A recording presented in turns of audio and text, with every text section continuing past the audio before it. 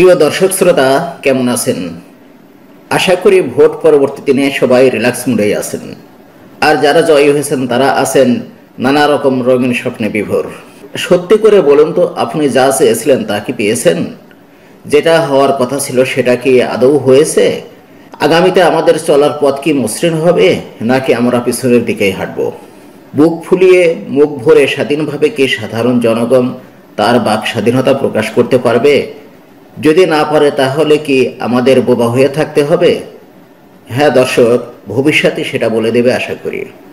হ্যাঁ দর্শক, আমরা জানি দলীয় সরকারের অধীনে নির্বাচনে যেতে বিরোধী জোটের ঘোর আপত্তি ছিল। এই কারণে তারা 2014 সালের 5 জানুয়ারি নির্বাচন বর্জন করেছিল। ক্ষমতাসীন জোট এইসব অভিযোগকে পাত্তা না দিয়ে তারা বারংবার নিরপেক্ষ সরকারের অধীনে নির্বাচন অনুষ্ঠানের কথা বলে আসছে।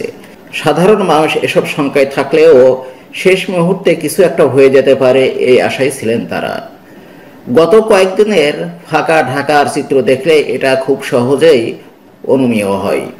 পছন্দসই প্রার্থীকে ভোট দিতে লাখ লাখ মানুষ ঢাকা ছেড়েছে। ঢাকা এখন একরকম ফাঁকা, কিন্তু 30 তারিখ রোববার সব কিছুই কেমন যেন একপেশে হয়ে গেল। অথচ এবারই সবচেয়ে প্রতিদ্বন্দ্বিতাপূর্ণ নির্বাচন হওয়ার সুযোগ ছিল। অংশগ্রহণকারী দলের সংখ্যা ছিল 39টি। মোট প্রার্থী ছিল 1861 জন। এর মাঝে স্বতন্ত্র প্রার্থী ছিলেন 128 জন। বাকি সবাই কোনো না কোনো রাজনৈতিক দল থেকে মনোনয়নপ্রাপ্ত ছিলেন। এই সংখ্যা দেখে যে কোনো নাগরিকের অংশগ্রহণমূলক প্রতিদ্বন্দ্বিতাপূর্ণ নির্বাচন প্রত্যাশা করা অমূলক নয়। কিন্তু প্রকাশিত ফলাফলে ওই প্রত্যাশার কোনো মিল খুঁজেই পাওয়া গেল না। ফেনী এক আসন, যেখানে বেগম খালেদা জিয়া 4বার অসংখ্য ভোটের ব্যবধানে বিজয় লাভ করেছিলেন, অথচ এই আসনে এবার ধানের শীষের প্রার্থী পেয়েছে মাত্র 25,000 ভোট। নোয়াখালী 5 আসনে বিএনপির স্থায়ী কমিটির সদস্য মওদুদ আহমেদ পেয়েছেন মাত্র 10,970টি ভোট। নিজের আসনে হেরে গেছেন বিএনপির মহাসচিব মির্জা ফখরুল ইসলাম আলমগীরও। অবশ্য তিনি বগুড়ায় বেগম খালেদা জিয়ার আসনে জয়ী হয়েছেন। আওয়ামী লীগ থেকে বিএনপিতে আসা আলোচিত প্রার্থী গোলাম মোল্লা রনি পেয়েছেন মাত্র 6,176টি ভোট।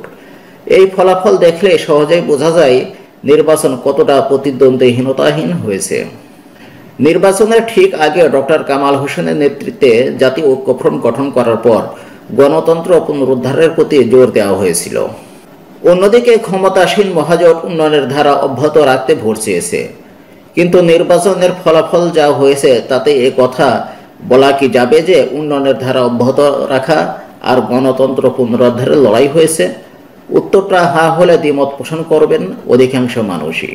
তবে এ কথা নির্দ্বিধায় বলা যাবে, প্রার্থী ভোটার সবই ছিল, শুধু অনুপস্থিত ছিল প্রতিদ্বন্দ্বিতা।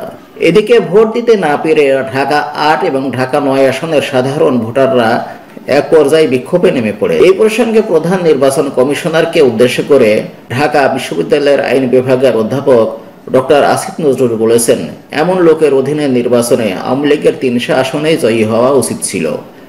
কাছাকাছি এমন কিছুই হয়তো হবে শেষে, কিন্তু সাধারণ মানুষ তো জেনে গেল নির্বাচনের নামে কি জঘন্য কাণ্ড কারখানা করা হলো এবার। রোববার বিকেলে সামাজিক যোগাযোগ মাধ্যম ফেসবুকে দেওয়া এক স্ট্যাটাসে এসব কথা বলেন আসিফ নজরুল। তিনি বলেন, বিরোধী দলের উপর এমন সীমাহীন জুলুম, অত্যাচার, নির্যাতন, তাদের পোলিং এজেন্টদের গণগ্রেপ্তার আর নির্বাচনের দিন কেন্দ্র থেকে বিতাড়নের এত ঘটনার পরও সিইসি নাকি জানেনই না বিরোধী দলের পোলিং এজেন্টরা নাই কেন। এমন লোকের অধীনে নির্বাচনে আওয়ামী লীগের 300 আসনেই বিজয় হওয়া উচিত ছিল। অন্যদিকে ঐক্যফ্রন্টের আহ্বায়ক ডক্টর কামাল হোসেন বলেছেন, দেশের প্রায় সব আসন থেকে ভোট কারচুপির খবর এসেছে। নির্বাচন কমিশনকে বলা হয়েছে অবিলম্বে ভোট বাতিল করা হোক এবং নির্দলীয় সরকারের অধীনে পূর্ণ নির্বাচনের দাবি জানানো হয়। ঐক্যফ্রন্টের শীর্ষ নেতা এবং বিএনপি মহাসচিব মির্জা ফখরুল ইসলাম আলমগীর বলেন, 2014 সালের নির্বাচন বর্জন যে ভুল ছিল না, তা এই 2018 সালের নির্বাচন প্রমাণ হয়েছে। দলীয় সরকারের অধীনে কখনো সুষ্ঠু নির্বাচন সম্ভব নয়।